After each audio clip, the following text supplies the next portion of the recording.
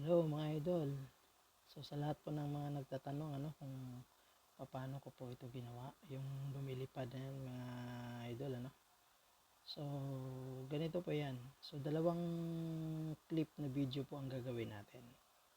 So yung unang clip, ganito po siya. So yung una, titingin-tingin pa.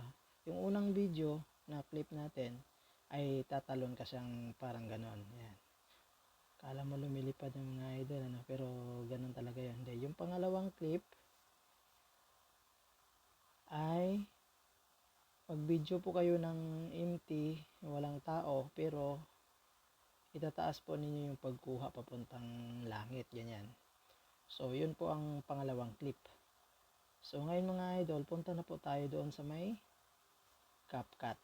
So libre lang po yung CapCut na na yan, na apps, wala po siyang bayad. So sa mga wala pang CapCut na application, mag-ano na po kayo, mag-download na po kayo para makapag-edit na po tayo. Yan. I-ano natin, new project lang po tayo, tapos hanapin po natin yung videos natin. Asa na ba yon? Ito ata yun eh. Tapos at saka yung isa na nag-video tayo na walang add video natin. Kaya ganun na po ang nangyayari. So ito, yung tao na yan, set up po niyo yung cellphone nyo na hindi po siya gumagalaw. So yun, ganyan. So ngayon, katingin-tingin po siya eh.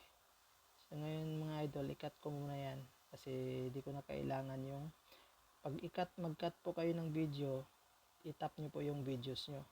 Tapos hanapin nyo po dito sa tools. Yun, ito tools sa baba, itong split. Yung split. Ayan. So makita po natin na split na. Dito sa bandang left side, i-highlights natin para hanapin natin po yung delete. Sana ba delete? Yan. So hindi na natin kailangan yung mga idol. So yan. So ganyan po ang mangyayari dyan. No? Kung i-play po natin, ganyan po siya, lumilipad. Oh. Yun yung unang clip, di ba? Tapos yung idol, yan, lumilipad siya. I-cut na rin po natin yung sobra. Yan. Kasi hindi na natin po yan kailangan. So i-split muna natin. Tapos yung naka-highlights, delete po natin. So yung pangalawang clip ay itong videos natin na pataas papunta sa langit po. So yun po yung una. Yung next step natin dito idol ay ibababa po natin tong unang clip po natin, yung parang tumalon siya. So itap po natin yung video, tapos pupunta po tayo dito sa tools. Hanapin po natin yung overlay. Yan, ito idol, hanapin natin yung overlay. Yan, na-overlay na po siya. So yun na po, no, naibaba na po natin yung unang clip. So ang mangyayari, habang igagano natin mga idol, dadahanin natin ng ganon, i-play natin ng dahan-dahan, hanapin po natin yung pinakamataas na talon po natin dyan. Ayan, pinakamataas na talon. Ayan, tumatalon. Yung pinakamataas. Saglit lang po Yan. Yun po yung pinakamataas na talon ko dyan. So, ang gagawin ko po dyan ay hanapin po natin yung freeze mga idol. Ayan, dito sa tools. Ayan, nasa na ba yung freeze dito? Wala. Ayun, ito yung freeze. Ayan, automatic naka-freeze po siya ng 3 seconds. Ayan. So mapapansin natin kung galing tayo dito o gumagalaw siya, pagdating dyan ay naka-freeze na po siya. Yung tira mga idol dito sa gilid, sa pinaka-last, ay i-delete na po natin. Hindi na po natin kailangan yan. Ayan. So ganyan na po siyang mangyayari. Ayan.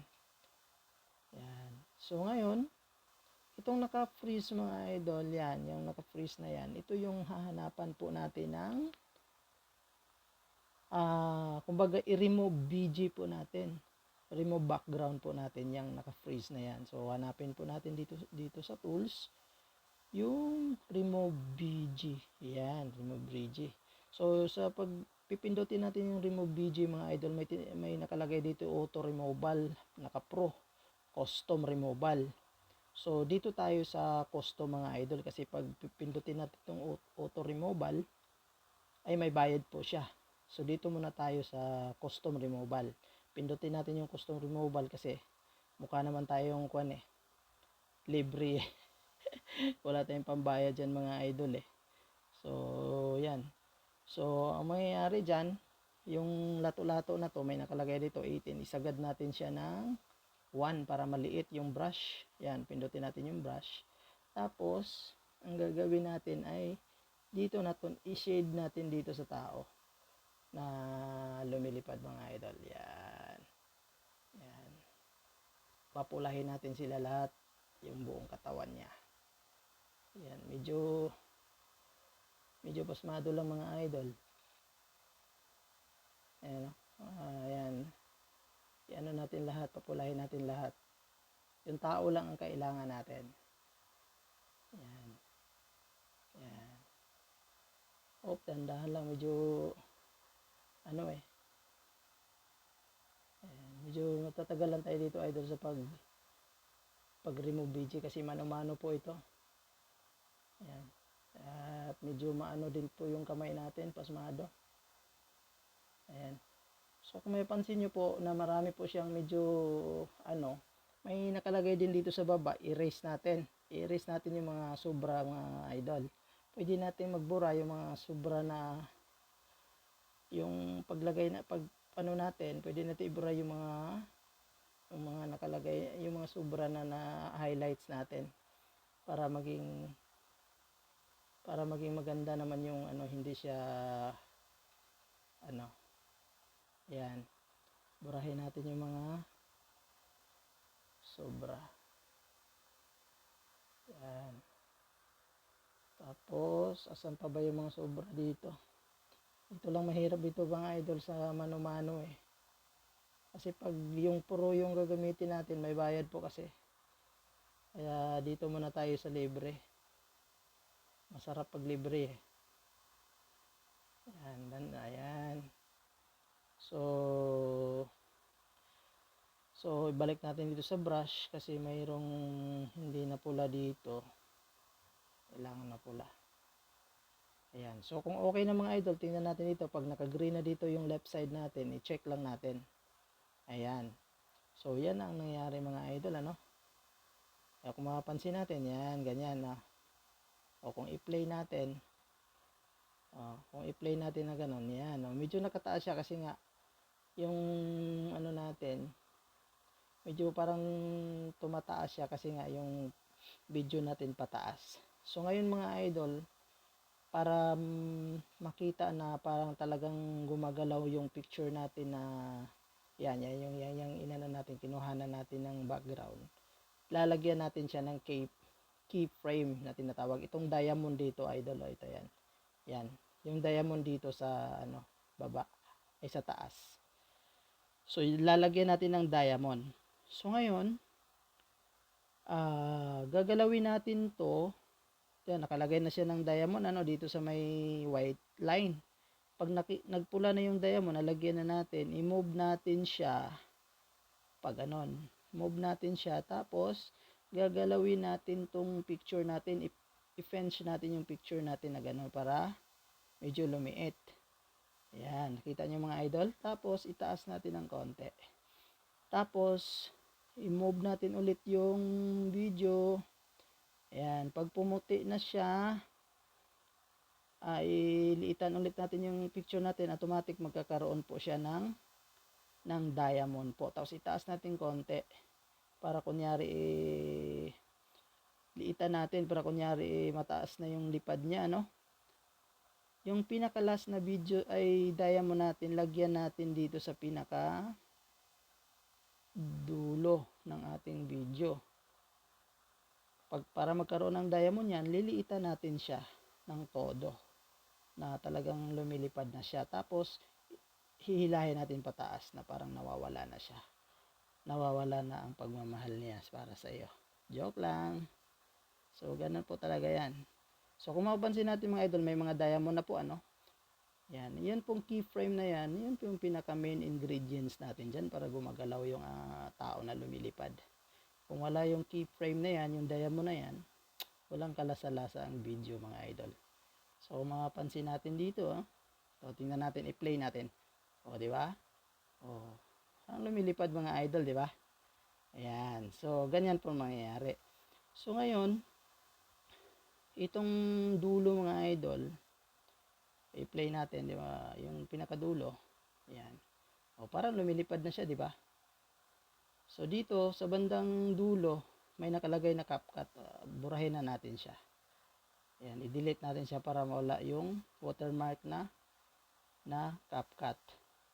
So, pwede na nating i-export mga idol. Ayan, lumilipad na siya. Ayan, di ba? Pansin nyo?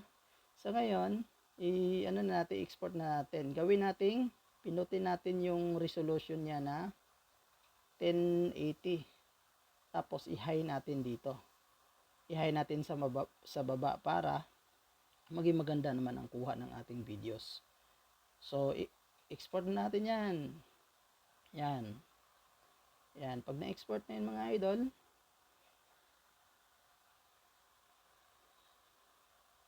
yan. I-done na natin kung okay na. Ayan. Kung mapapansin natin, tingnan natin. Tingnan natin dito mga idol kung okay na ba yung ano natin, yung videos natin. I-play natin. Oh, di ba? So, ganyan lang mga idol, tingnan natin sa gallery natin kung na-save natin yung ano na yun. Kung na-save yung picture natin. Ito yung bagong na-save natin, ano? Oh. Oh. Yun na siya mga idol. So, thank you for watching. Sa mga gustong matuto, ayan, gayahin nyo na po yan para marami na po tayong lilipad. Pakishare na lang po mga idol kung para makatulong po sa iba. So, thank you very much. Bye-bye.